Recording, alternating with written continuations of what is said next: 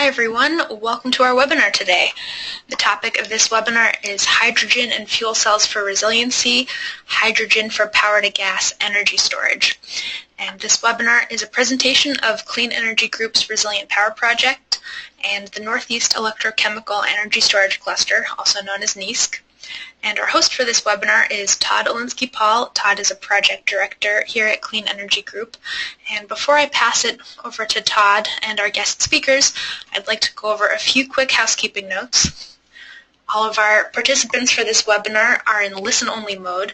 That means that hopefully you can hear us, but we can't hear you. You have a couple of options to join the audio portion of this webinar. You can either call in using your telephone, or you can connect using your computer's mic and speakers. Both of those options are fine. You can find some directions on your screen for how to do that. A very important note, we ask that you please submit your questions throughout the webinar as you think of them. You can do that by typing them into the question box on your webinar console and hitting send. And we will be reading through your questions as you send them in. We will get to as many questions as time allows at the end of the webinar. We're hoping to have at least 20 minutes for Q&A, and we may run a few minutes late if we get a lot of good questions.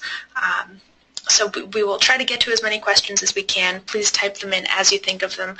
Don't wait until the very end to put your question in. And finally, another important note, this webinar is being recorded. We are going to send you a copy of the webinar recording within 24 hours, and you'll also find the recording posted on our website along with all of our previous webinar recordings. You can find that at resilient-power.org. And with that, I would like to pass this over to our host, Todd Olinsky-Paul. Okay, thank you very much, Samantha. Welcome to the webinar, everybody. It looks like you may have advanced the slide already, so if you could maybe go back. So welcome to the webinar. This is another in a series of webinars on hydrogen and fuel cells that we are doing through our Resilient Power project and with the support of NESC. And so I'm going to give a brief overview of what the Resilient Power project is and who we are, and then I'll introduce today's presenters, and then we'll go right into the presentations. We have 3 speakers today and 1 hour, so we're going to try to keep the presentations brief so that we allow plenty of time for questions. And I'd like to invite everybody to go ahead and type those questions in as they occur to you during the presentation. Don't wait till the end, because I have to parse go through the questions, and I have to sort of order them and try to get them into some kind of shape to present to our speakers at the end.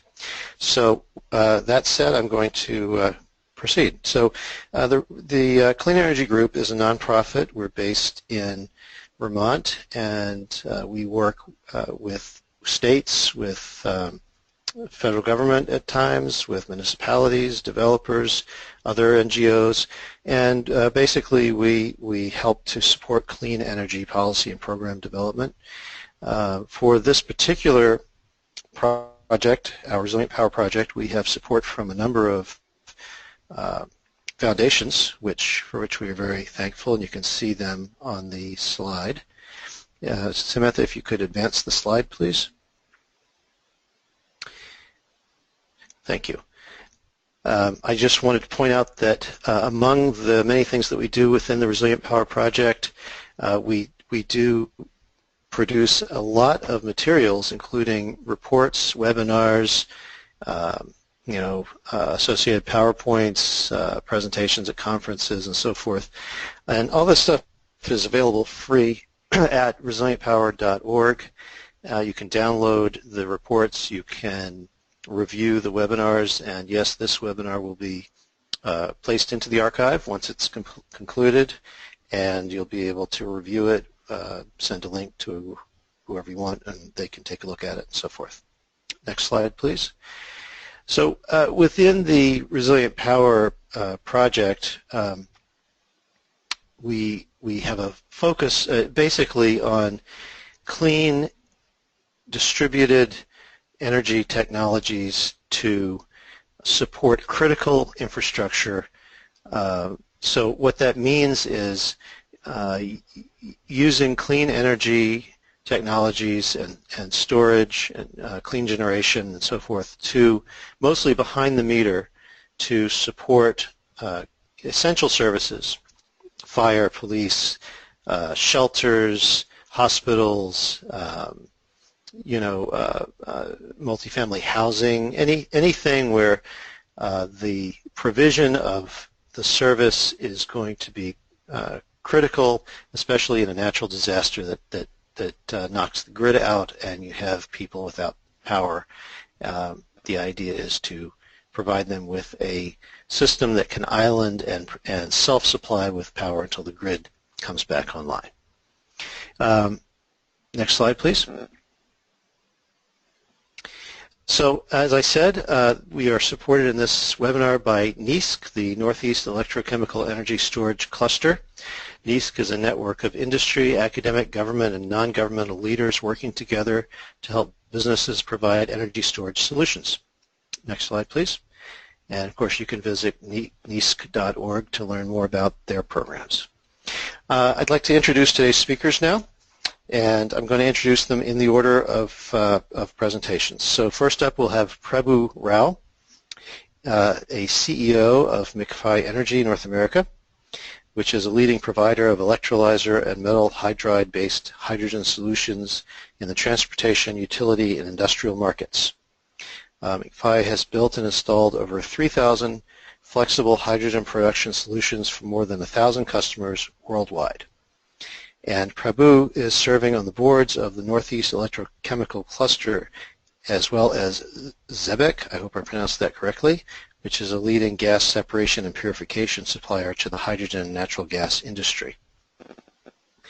After Prabhu's presentation, we will have Steve Jones, a managing director of ITM Power based in California. Steve's been working for ITM since 2005. He's worked within core research, product testing, and product development, and has been involved in developing ITM's suite of patented membrane materials and manufacturing processes, and has an excellent understanding of all aspects of ITM's technology. He's managed a number of successful projects for ITM and is experienced in the specification of complex hydrogen solutions for energy storage and clean fuel production. Steve is a chartered manager and holds a master's degree in engineering materials science and an MBA from University of Sheffield. Finally, we will have Giuseppe Artizu, an Energy Strategy Director at Electro Power Systems, or EPS. Giuseppe joined EPS in late 2014 with the mission to drive EPS's strategy in the global energy market. He has spent his entire career focusing on the global energy markets. Prior to joining Katha, a Milan-based project development and advisory company active in the renewable energy space. He spent 10 years with Lehman Brothers in London, Milan, and Rome as an energy specialist. He was responsible for the utilities sector in Southern Europe and coordinated the bank's corporate finance activities in the European renewable energy field. He is a visiting professor at, Politecnico di Milano. Please excuse me, I am not good at Italian. And a member of the board of the RITIF Master Course in Renewable Energy and Energy Efficiency.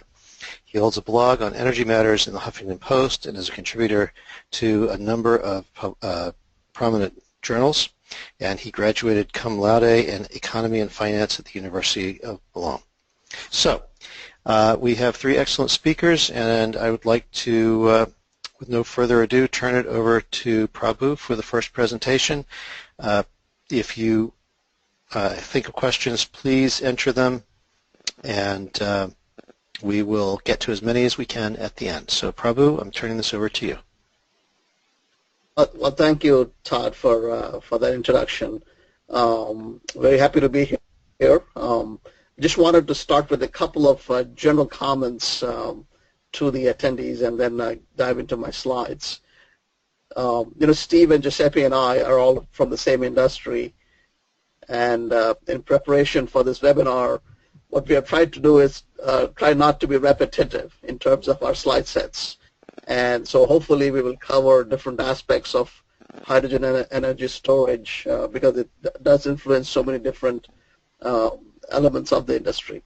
The second one is, if you look at it, all the three companies, McPhee, ITM, and EPS, they have an European origin, and that signifies to some extent that in Europe there's been a lot more progress in this area.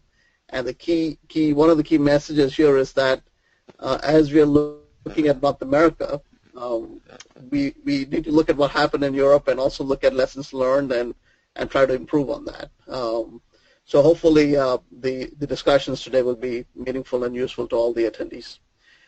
With that said, let me jump into my slides. So what we want to cover today is really talk about why energy storage and how does hydrogen fit into it, and then what exactly is happening in that space, and what are the value propositions between hydrogen as an energy storage solution. And so if you look at the need for energy storage, it all emerges from the need for the introduction of more renewable power, and the recent activities in France with COP21 are I think are well known to everybody. Whether you're a strong proponent of energy efficiency or dealing with climate change or local air pollution, I think we all realize that there is as a revolution in the energy industry that is starting, right? And what we want to do is make choices that are sensible and not, while they could be disruptive, but they are also supporting of the economies of the various countries and regions. So if you look at what's happening in Europe, many utilities, and these are some of the large utilities in Europe, E.ON and ENGIE and RWE, over the last few years have made a decision to transition to renewable energy power. E.ON's the one that has announced that they want to be focused 100% on renewable energy. And the chairman of ENGIE Group has also called out for a transition to renewable energy over the or the near future. So you see this progress in Europe, and it's also it's to some extent reflected in the numbers, right? So if you look at the pie chart, a decade ago, if you look at the pie charts, the renewable energy would be a sliver of the pie. And now if you look at what's happening in Europe, between solar and wind, you're looking at 25% capacity is renewable. And in the last 8 consecutive years, more than 50% of the new capacity installed has been renewable. So they've clearly made a lot of progress there, and we are starting to see that also in North America. But I like to say, we typically say that no good deed goes unpunished, right? So if you look at this slide here, I think many of you on the call have probably seen this slide before. It's something that was put forth by the Cal ISO that shows the impact of the introduction of renewable power on the load demand on the grid. So on the x-axis, you're seeing the day from morning to evening, and on the y-axis is the load demand. And what you see here is that and you're seeing the curves in 2012 and projections up to 2020. What you're looking at is as the sun comes up, the load demand goes down dramatically through midday. And then when the sun sets, the ramp up of load is very, very significant. And that especially the sun is setting and the people are going home and the demand for power is a little high. So the curve looks like a duck curve, so it's called the duck curve. But this is where the whole notion of energy storage is coming in, and the need for time shifting the energy and looking at options like hydrogen or flywheels or hydropower and all of that. And what our industry does, and what Steve and Giuseppe and I are involved with, is the use of hydrogen as a potential vector in this space. And what we want to share with you is ideas as to how that would function. So what you're looking at in this slide is how does hydrogen fit into this picture, right? So you have wind and solar power which are integrated with the grid. But what we are presenting is an option to use an electrolyzer as a way to make hydrogen. And unlike other energy storage mechanisms where the power goes into the storage and then comes back onto the grid, with electrolyzers, the hydrogen that is produced provides the opportunity for impacting many different industries.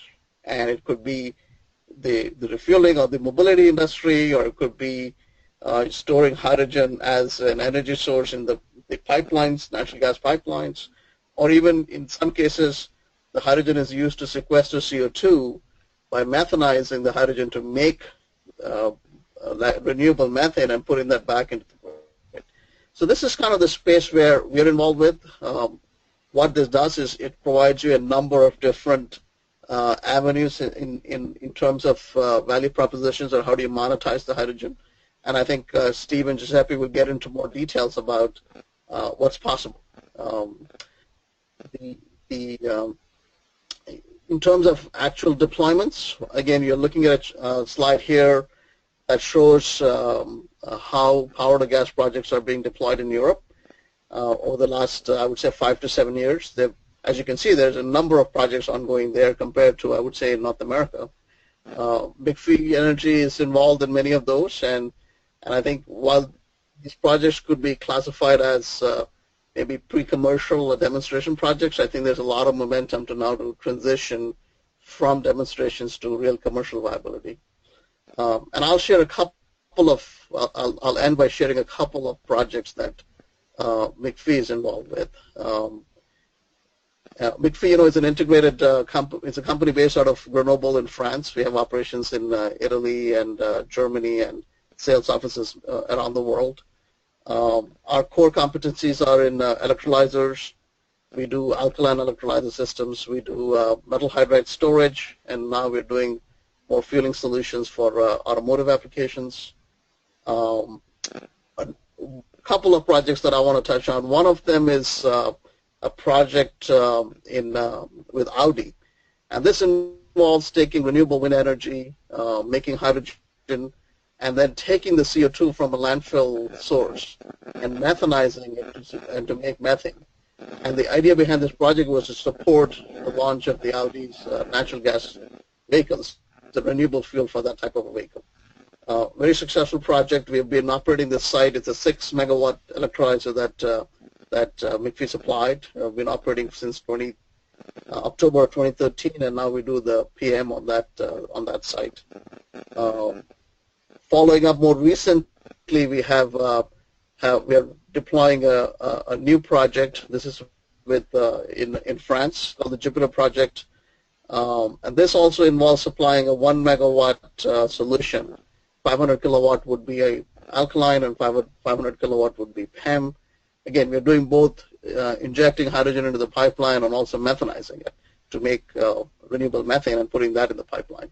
So there are a number of projects like this that we're involved with. I think I'll let Steve and Giuseppe talk more about the value propositions behind it.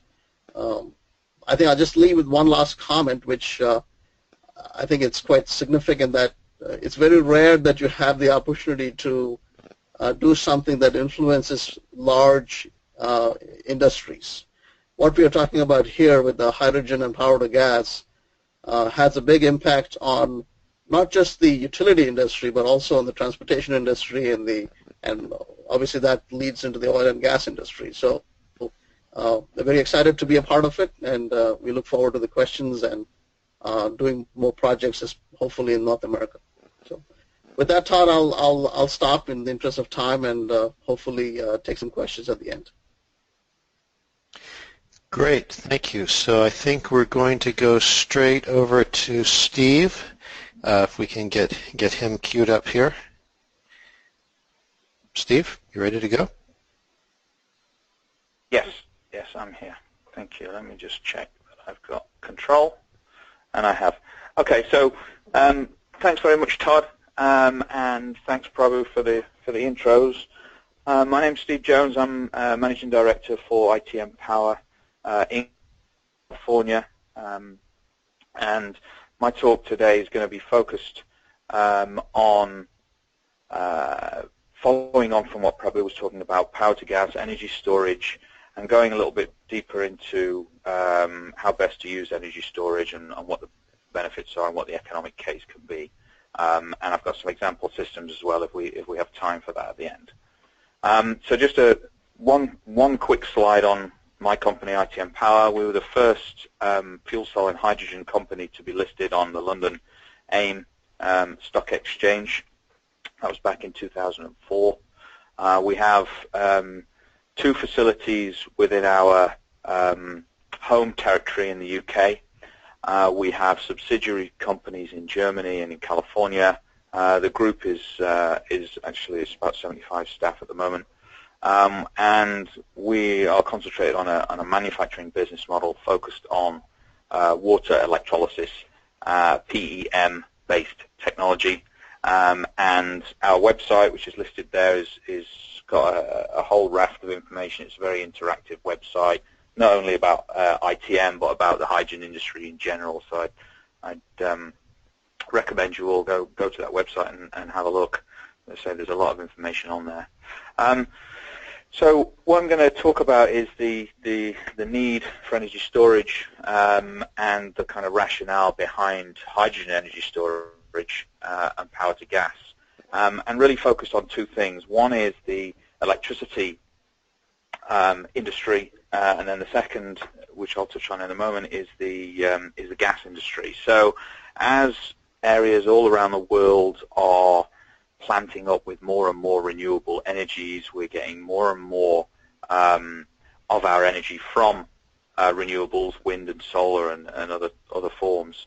And what this does, it places more and more emphasis on the electricity grid system. And as Todd said at the very start of the talk, is one of the big issues is grid resiliency, and we're placing all this emphasis on the electricity grid and what happens if it doesn't work. And areas of Europe have seen issues around grid resiliency. At around 20% of capacity, we've seen this in Germany, Denmark, we're seeing this in the UK and other areas. And essentially, as you get more and more renewables, because they're unschedulable, when they have a huge inrush of energy, the grid just sometimes can't cope. And I'm sure that I'm preaching to the choir a little bit on this webinar, because I'm sure that many of the participants have this direct experience. What you can see in the graph there is annual curtailed energy in gigawatt hours. This is a graph from the UK, and it's showing the ramp up of annual curtailed renewable energy over time. And essentially this is happening because there are large amounts of renewable energy.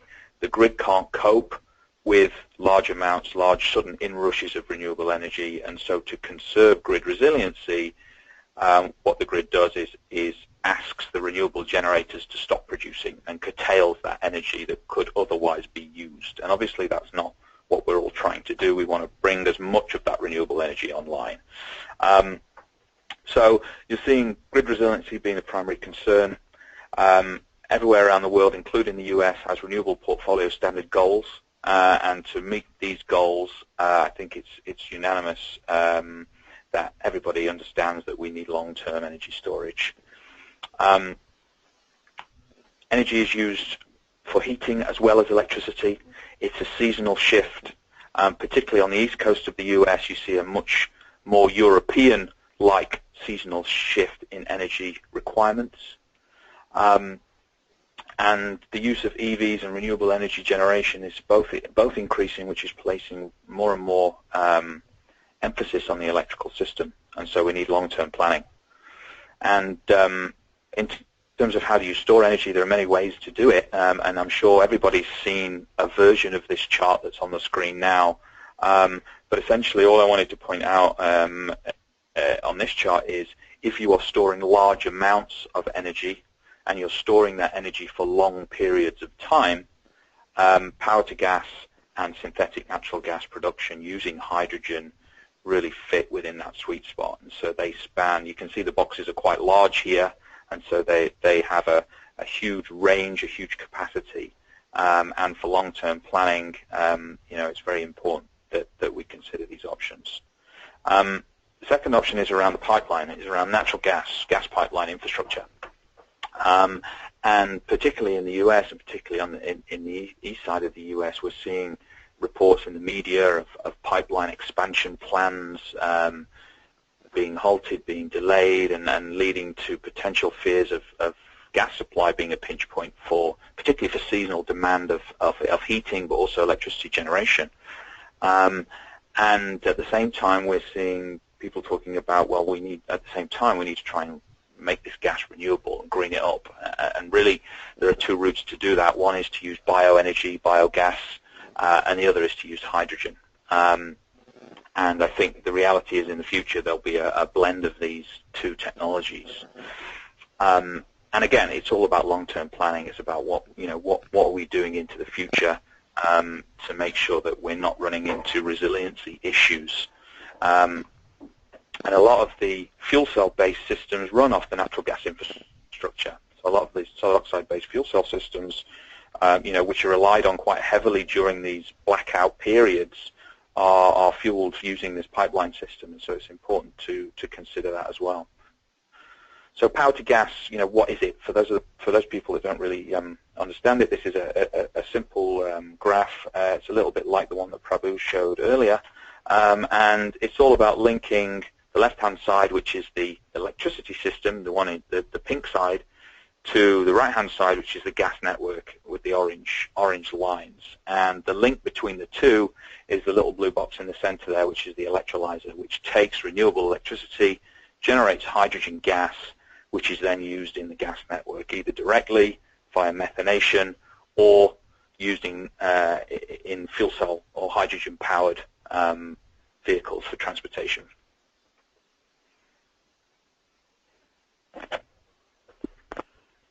So again, just a little bit more pictorially here, it's about using various types of electricity on the left-hand side through an electrolyzer to produce energy for three main industries: fuel, energy storage, and renewable heat.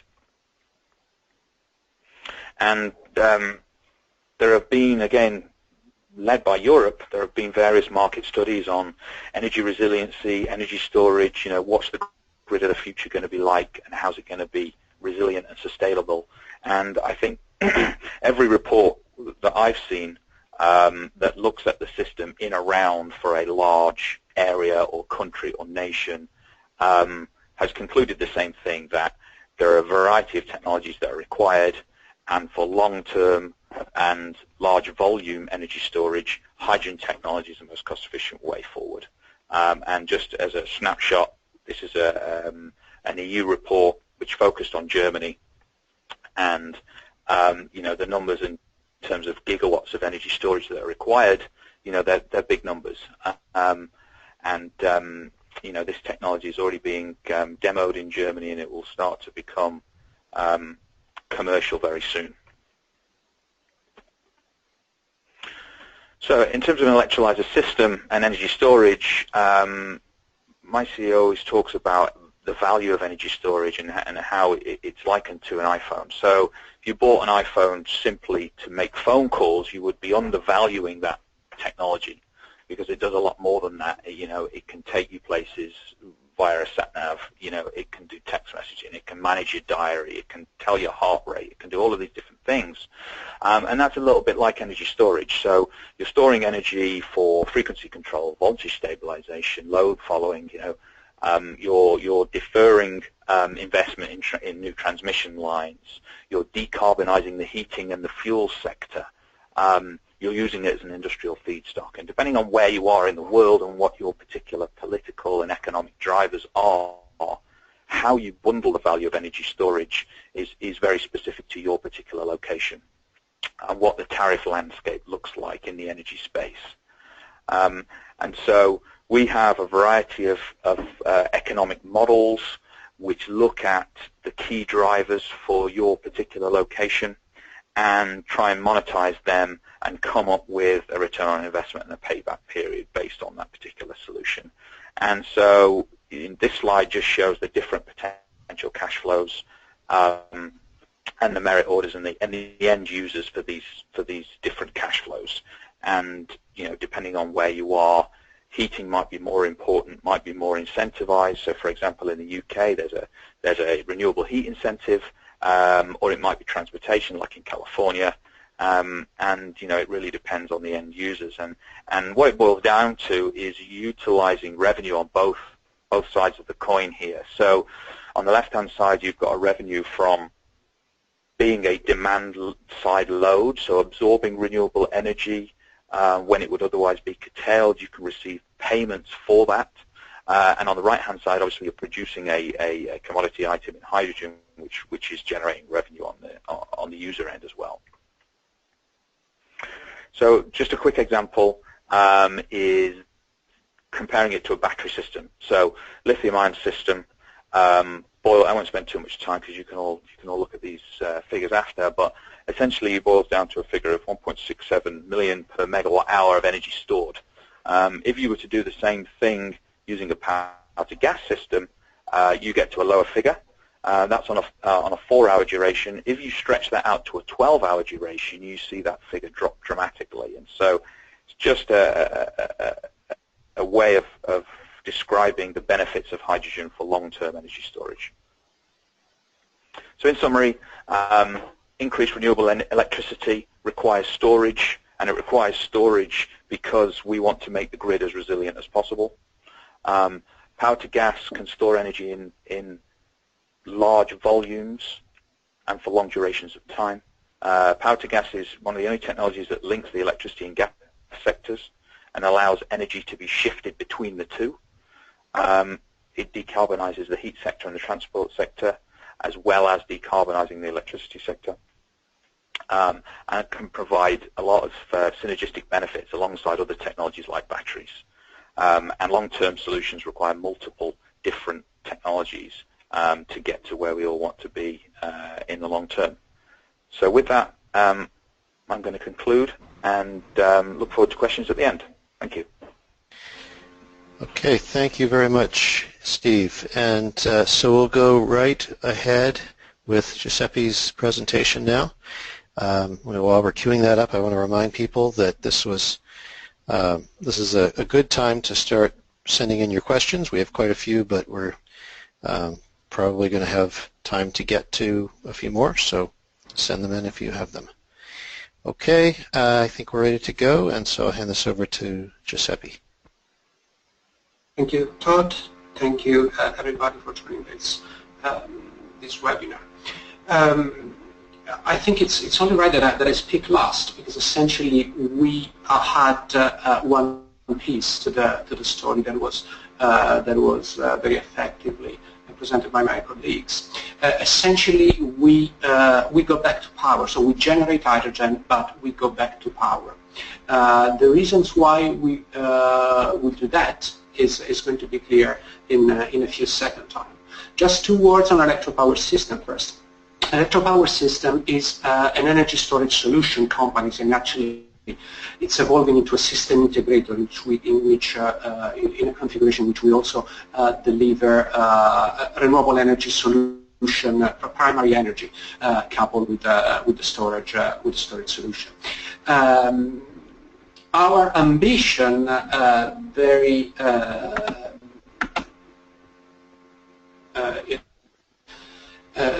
in broad terms, is essentially to address the intermittence of renewable energy across its 2 dimensions.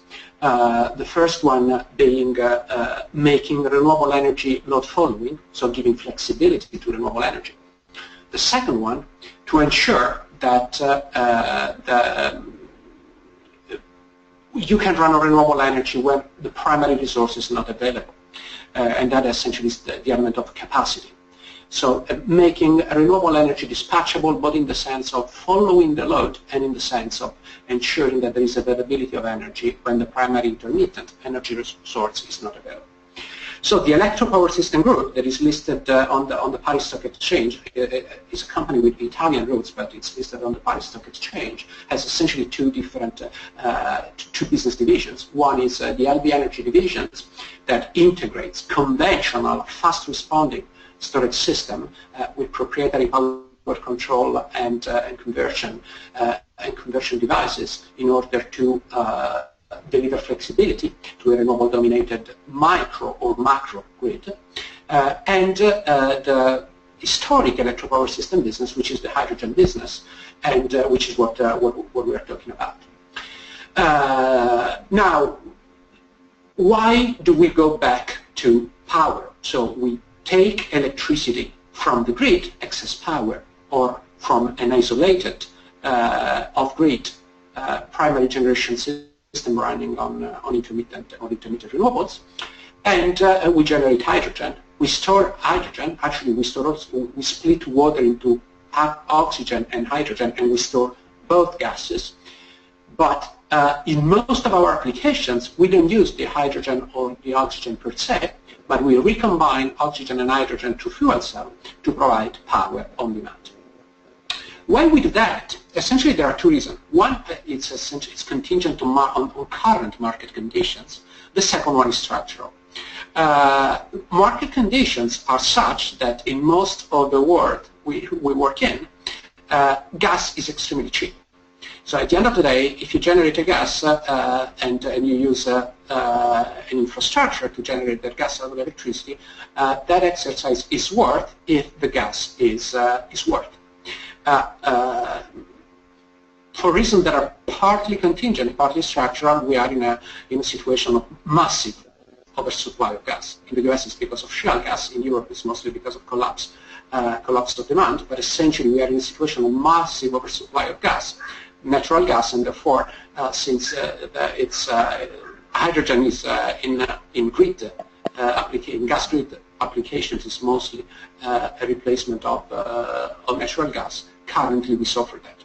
Now there are very good reasons, starting from coal replacement in a number of markets up until nuclear replacement in several other markets, while we should expect a new golden era of gas and therefore a recovery in gas prices. For the time being, that is not the case, and we cannot wait for gas markets to recover to find a profitable business model.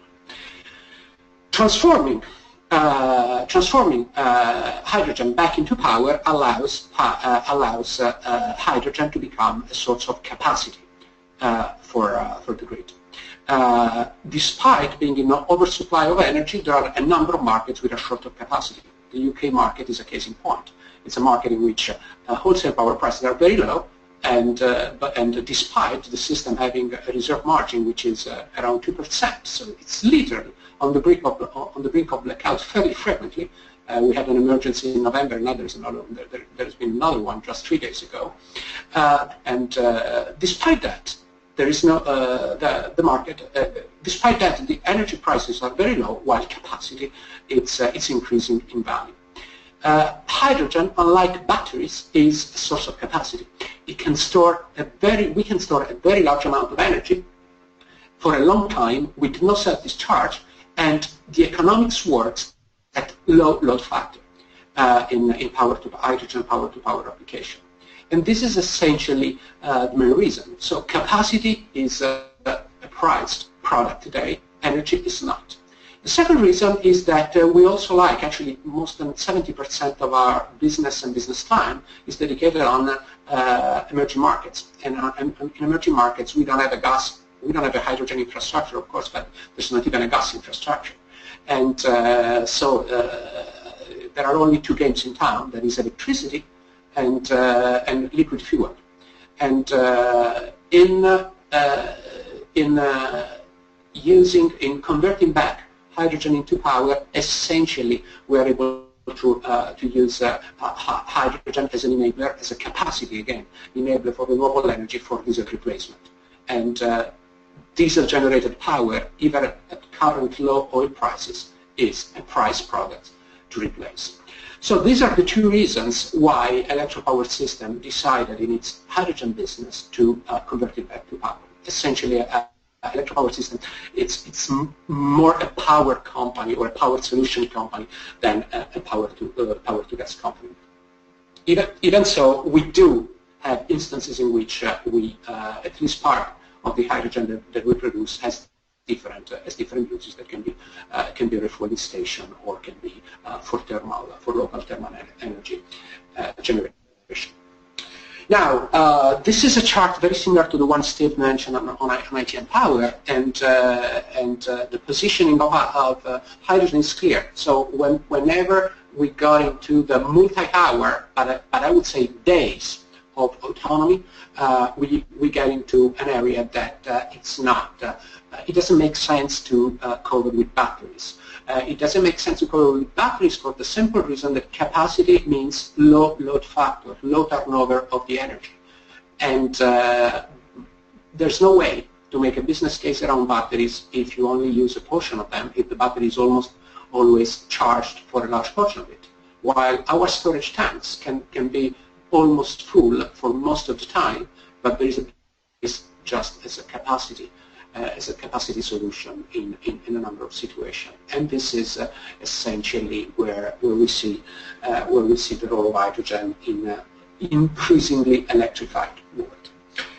Now, this is how our system looks like. I mean, the company was born in 2005, and actually it's around a fuel cell technology, not a hydrolyzer technology, and this is another reason why we see ourselves more as a power company. We have deployed approximately 3 megawatt of small-scale system in backup capacity in telecommunication network, and our anchor client was Telecom Italia.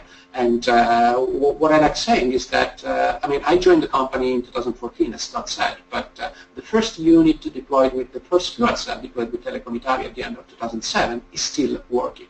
It's still in perfect fit as a backup system. So as a backup system that essentially needs capacity, hydrogen has already proven its case. The challenge we had is that essentially we would have to supply hydrogen from outside, which is a relatively cheap way of doing it, but it's an operational nightmare. And so our client asked us to consider the self-generation of hydrogen, and this is where it all started. So we integrated an alkaline electrolyzer into our architecture, and one of our major shareholders is a dedicated electronic company, and therefore we also developed internally all the control architecture for running seamlessly the electrolyzer and the fuel cell. And so from this integration, we thought initially that we had a self-recharging fuel cell, so a self-recharging backup system. In reality, we had what we could call a hydrogen battery. It's a storage system. And from there, to no longer looking at our system as backup system, but as a storage system for capacity application in the energy market, the road was very short. So we currently deploy our system across 3 verticals. There are grid support, distributed smart storage, and off-grid power generation. Always looking at hydrogen, most often in hybrid configuration, which there are also batteries, because the economics is complementary. It's not those are not alternatives, but always looking at hydrogen as the source of capacity, and therefore in grid support we will look at doing frequency regulation with hydrogen, but the project that we are developing are for operating reserve, for secondary reserve, where you need 4, 6, 8 hours of autonomy, even though then the normal call is only for 1 or 2 hours, but you need to in order to access the revenue stream, you need to have the system operator that you can stand by for 6. You have power to be there for 6, 8 hours and to be able to give 6, 8 hours of power if needed. The second element is in distributed smart storage. There, of course, we come from the backup sector, so essentially it's an evolution of a standby machine that actually also is able to capture other revenue stream, and in particular demand charge, so peak shaving, where again the peak shaving done with hydrogen has the advantage that you can, while normally peaks last for 1 hour, 2 hours, or half an hour, so they are within the reach of batteries. However, if you have a capacity-oriented storage system, you can still capture that odd day in which you have a 4-hour peak, which would freeze your demand charge for an entire year. and this is what essentially do. And again, an application of a capacity-oriented storage system to distributed storage, complementary to what batteries can do. And third, off-grid power generation here is the most obvious thing, and in fact, is large part of our current focus is to ensure that you never run out of power. Even if there are 3 days without electricity, without sun, the batteries, of course, run out on the first evening, and but we can avoid the resort to the default solution, that is the diesel genset with a hydrogen system. Incidentally, in off-grid power generation, the differential between the cost of generating electricity with solar and with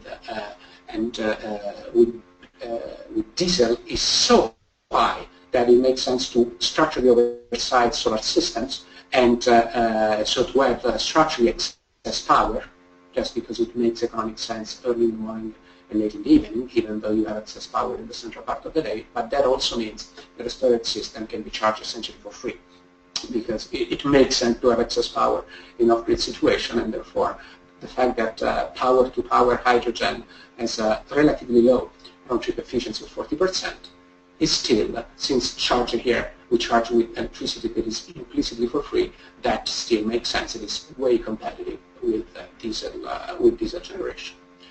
So this is essentially our story. We're happy to listen to your question. Thank you for listening. Okay, thank you very much, and thanks to all of our presenters, and very, very nice presentations. We have quite a few questions, so we're going to get to as many as we can. First question, and I think this was actually addressed, but maybe we can elaborate a little bit. The person wants to know, are there any power-to-hydrogen to power projects rather than methanation or hydrogen supplementing the gas grid? So I think we did talk about hydrogen, power to hydrogen back to power, but maybe we could give some more examples of projects. Todd, I can talk about this.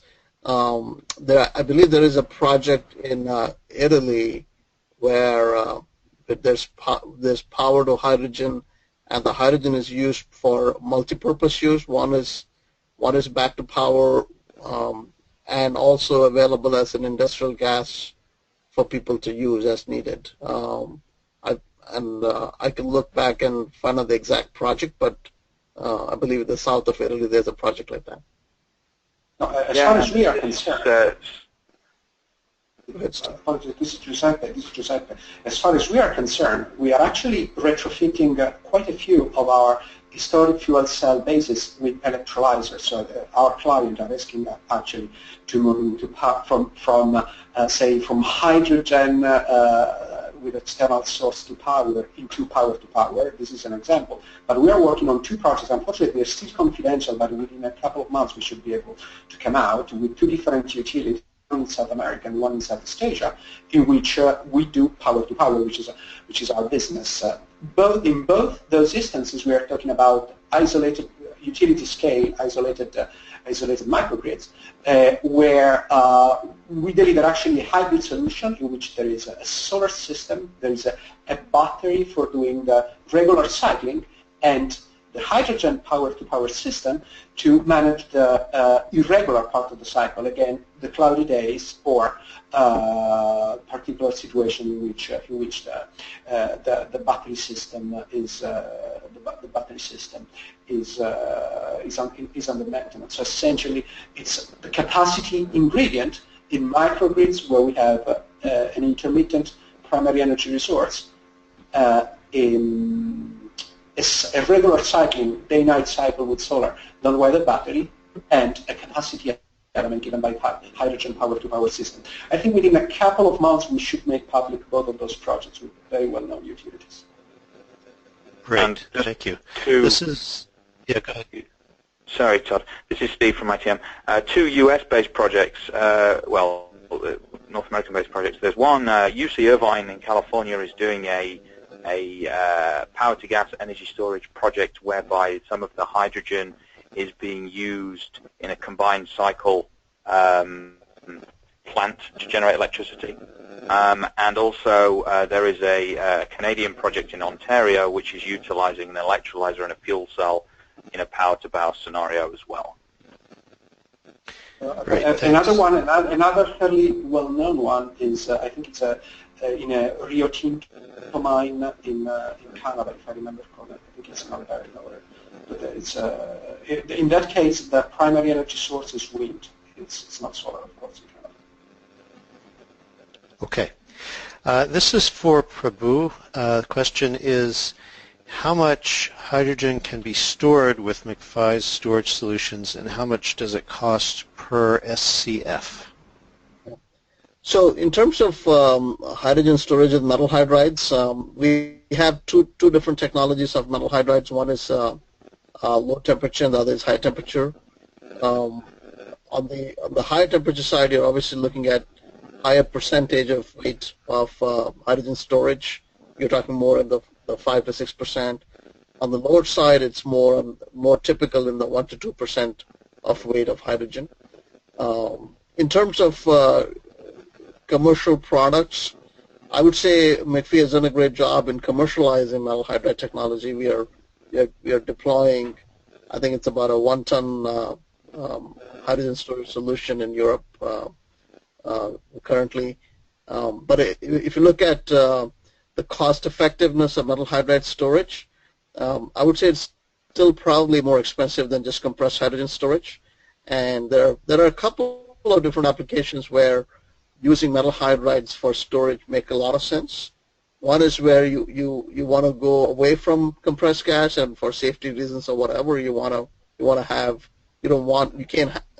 have the compressed gas, then metal hydrides are a good option. The other one, which is I think quite interesting, is use of metal hydrides in industrial mobility or fuel cell forklift applications. That's an application where you actually need the weight of metal hydrides, and the value proposition becomes better if you can store more hydrogen in a given volume. So that's an area I think we are looking at very carefully, because I think the value that the metal hydrides bring and the needs of the application are all aligned. But I would say, from a cost effectiveness right now, metal hydride technologies are probably more expensive than just compressed hydrogen. Okay, well, this leads to the next question, which is, what is the cost of producing the hydrogen in dollars per standard cubic foot or dollars per MMBTU? Yeah, and in terms of, I'll take a crack at it, and then Steve and Giuseppe can jump in. The cost of, before joining McPhy, I spent about 15 years at Novera, which is a company where we did methane reforming of hydrogen, and so I'm quite well aware of the cost of generating hydrogen using natural gas also. With the natural gas prices being around, let's say, assume $6 a million BTU, the cost of generating hydrogen you're talking about maybe $1 to $1.20 a kilogram, depending on how efficient your reformer is. In the case of electrolyzers, the cost of generating hydrogen depends very heavily on the cost of power. It takes about between, I would say, 48 and 55 kilowatt hours per kilogram of hydrogen. So if you have 10 cents a kilowatt, the cost of hydrogen is like $4.8 a kilogram. But with what's happening and what makes power to gas very exciting is that there are a number of places and a number of opportunities where cost of power is very low. I mean, we're looking at 2 cents a kilowatt hour, 3 cents a kilowatt hour.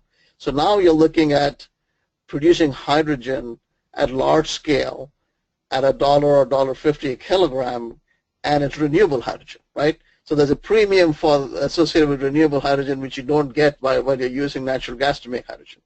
So I think this whole integration of wind and renewable solar into the equation and being able to get that low cost of power makes hydrogen a very viable solution from a renewable fuels point of view. So I hope that helps, and I welcome the other panelists to join in as needed. Yeah, this is Steve Jones from ITM. I think Prabhu's right.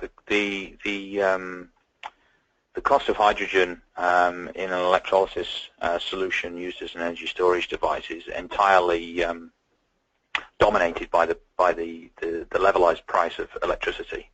And when you look at the slide that I put up there, the iPhone slide, where you're bundling energy and you're using the electrolyzers to do sensible things like load management, frequency regulation, demand response, renewables integration, is that these revenue streams, so you can actually get to a point where you're utilizing the electrolyzer at a negative electricity cost. So you're not only being paid to absorb energy, you're then receiving income to generate the hydrogen as well.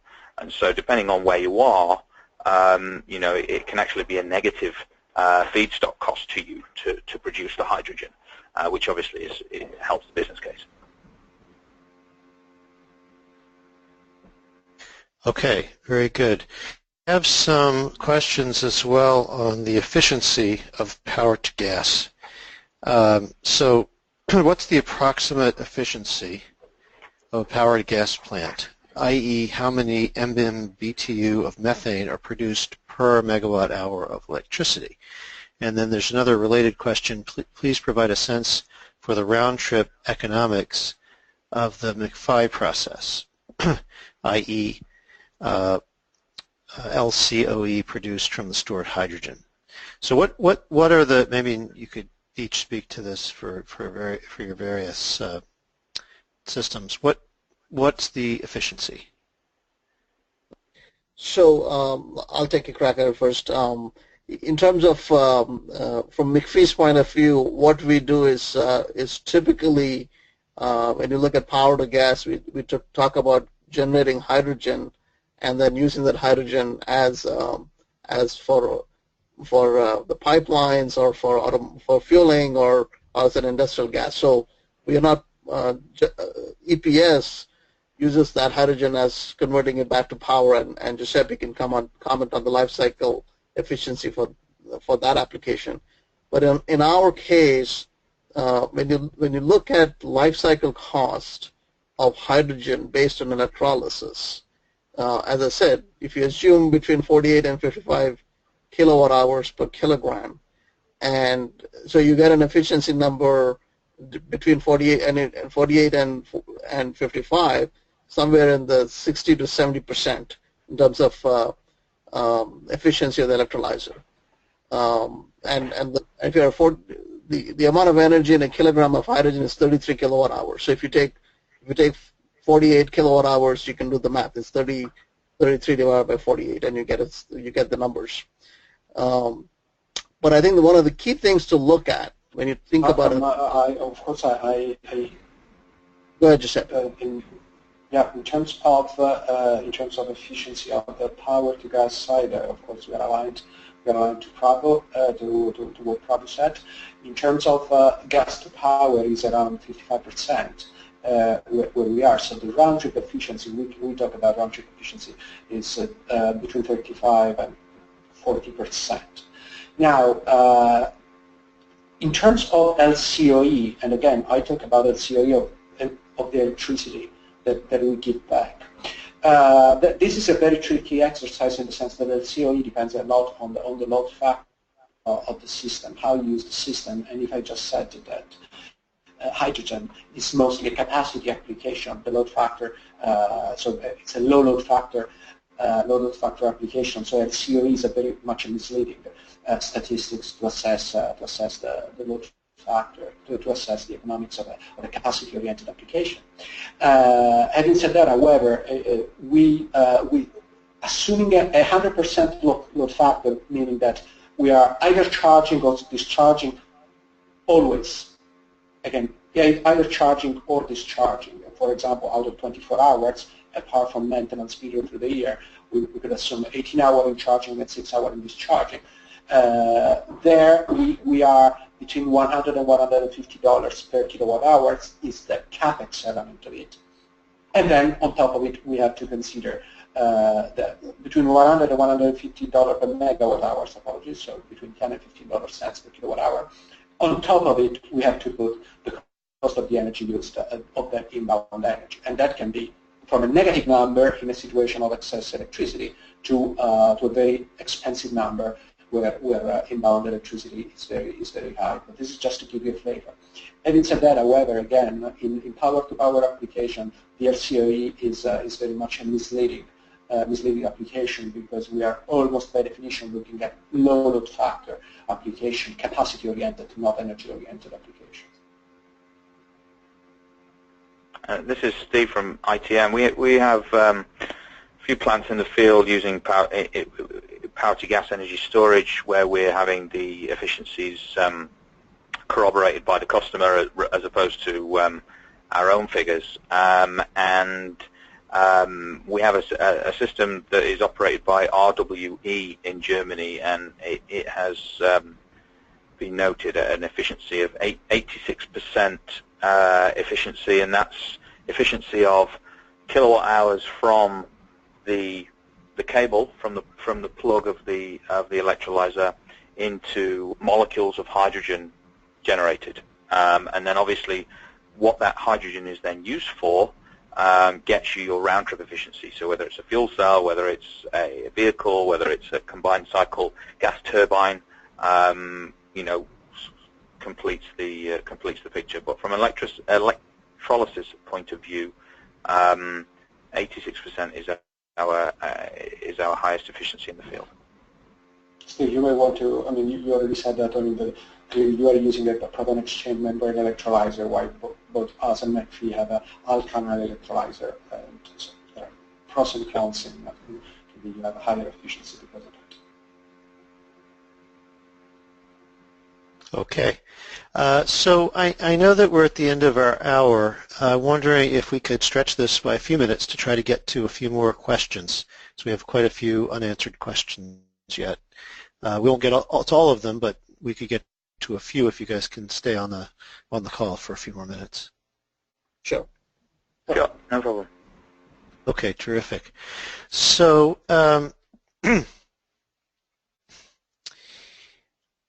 so we're talking about efficiency, and so there's a question of how do these systems compare apples to apples with batteries, particularly for peak shaving or load shifting applications for time of use rates. And I don't know if we can compare apples to apples, but can you do your best? Sure. Absolutely. This is actually this is actually a very very relevant question, because actually it's what we do all today in the market since we are relatively neutral from that perspective, in the sense that we also integrate and install batteries. It is actually, we are unbiased from that perspective. I don't have any reason to push hydrogen versus batteries, since I also install and integrate batteries on a turnkey basis. So essentially, hydrogen power to power is a capacity application in which you can have days of power in reserve. Our normal module for large-scale installation is 200 kilowatt within a 20-foot container with 5 megawatt hour of net power to the load. So we're talking about well over a day of autonomy. And so this is the model. We put another 40-foot container. It becomes 2 days of autonomy for 200 kilowatt of power. Now that in a number of situations, again mostly of grid, but not only of grid in perspective, is something that has an economic sense as a capacity application. Now that just does not make sense with a battery. And the reason is that the cost basis of the power-to-power hydrogen system is in the fuel cell in the electrolyzer. It's in the power part of the storage system. It's not in the energy part. For us, the marginal cost of adding storage capacity is the equivalent in battery, again, apple with apple. So storage space per storage space we are around $50,000 per megawatt hours of storage capacity. You know, lithium-ion battery are around $300,000 per megawatt hour. And lithium-ion battery are already a long way in the cost-cutting exercise while we are just at the beginning. I don't even have one system for 5 megawatt hour installed. This is essentially what the integration of equipment that we find on the market, and we're very limited bargaining power. On the other hand, a good lithium-ion battery has a 95% round-trip efficiency, even 90% in some cases. So if there is a regular intraday cycling, daytime, nighttime, or nighttime, daytime, then if it is regular, then we have to put on the balance the lower cost of the lower capex versus clearly higher opex, because we waste a lot more energy in the round-trip cycle. Now, every situation is different.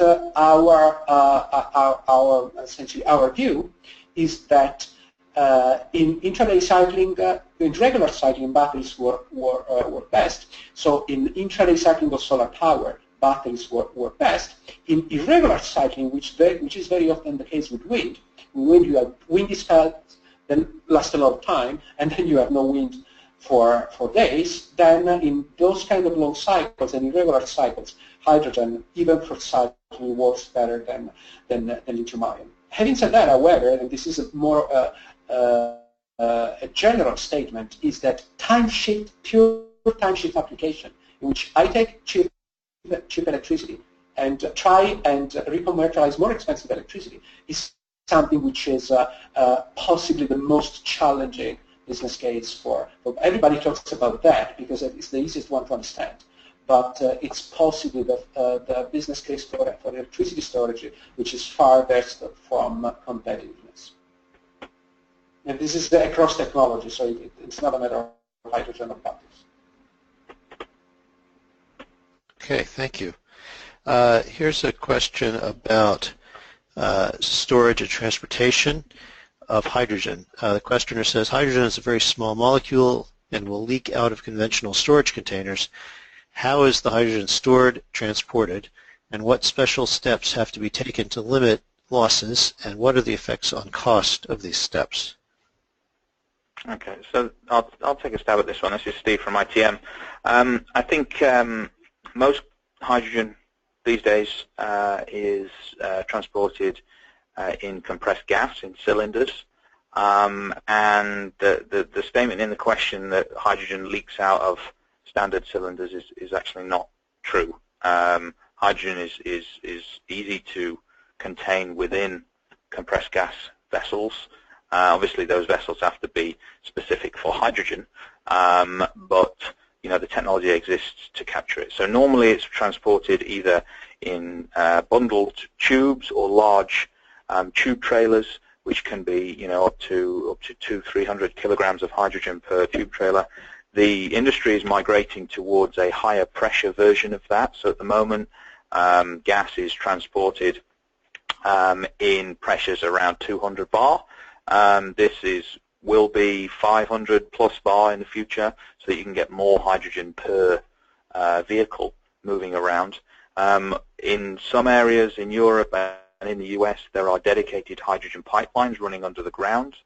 Obviously, that is good from a emissions point of view. There's no diesel trucks running around moving this around, and people have ready access to that pipeline system. And then the third option is, of course, what Prabhu's company also manufactures, the metal hydride storage technology, and I think that's specific to the application, and can in some instances be the most cost-effective solution. Again, on our side, for years we have stored in compressed standard tubes, and it's actually the same ones that are used in hospital for oxygen and nitrogen, and at 200 bars. The challenge, but it's an easy challenge. It's not something particularly. There's no rocket science behind it. It's more in sealings and O-rings than the tube itself. The tube itself is absolutely impermeable hydrogen. In automotive application, pressure goes up and the container changes, but that is not because of to ensure to keep it. To ensure that is leak-proof, but it's because the pressure goes up for reason of space. So if you go up to 700 bars, there you cannot use standard cylinders just because the standard cylinders do not bear 700 bars of pressure. So you need to use composite carbon composite cylinders, which are more expensive but also resist that kind of pressure. I mean, the Toyota Mirai goes around towns with 700 bars kind of.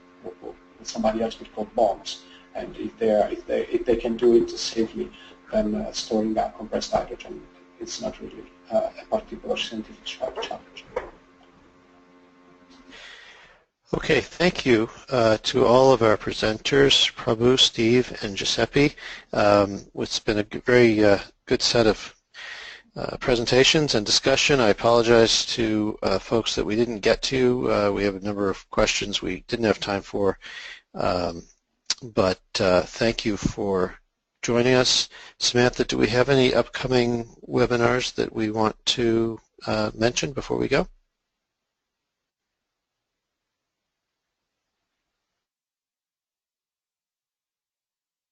Okay, not hearing any. I'm going to suggest that this is the end of the webinar. Thanks everybody for attending, and we'll see you next time. Bye-bye.